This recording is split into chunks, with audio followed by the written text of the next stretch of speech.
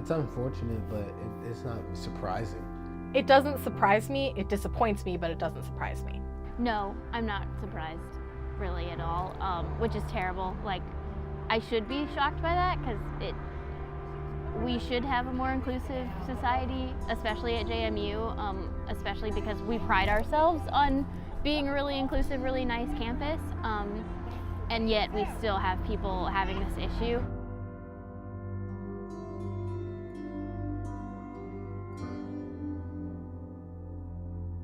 I don't know if most people have those problems, but I definitely know that a lot of people have problems with accepting people for, you know, who they say they want to be, or who they say they are. And yeah, that's unfortunate. Yeah, I think so.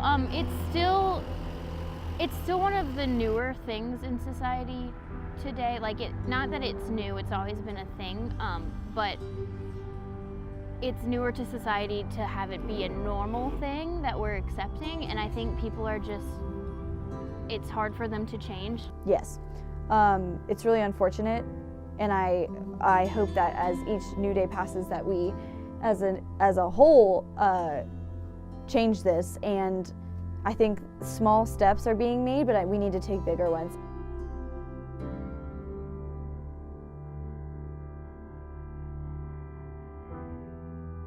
I think if someone tells you their preferred pronoun, you should honor that. You should do whatever makes them the most comfortable. It seems obvious, I don't know.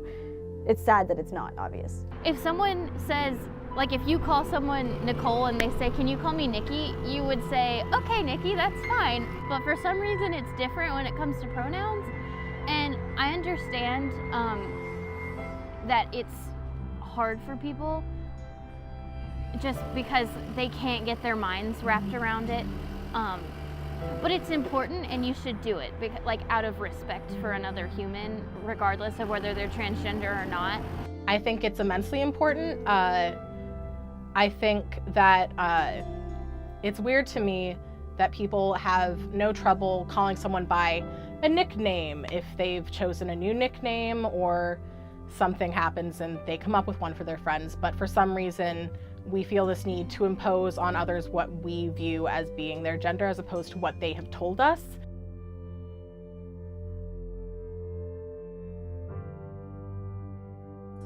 Well, step number 1 is to use their preferred pronouns, and then step number 2 is to, I think, place more safe spaces around campus. There are a few in the Student Success Center, and I'm sure they have like peers that make them feel safe. And then I know that for a fact that there are gender-neutral bathrooms in Forbes, but I don't know,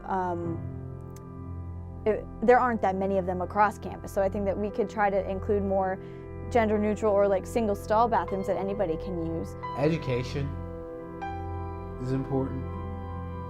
I feel like it's in the communication. We can get a dialogue started, you know.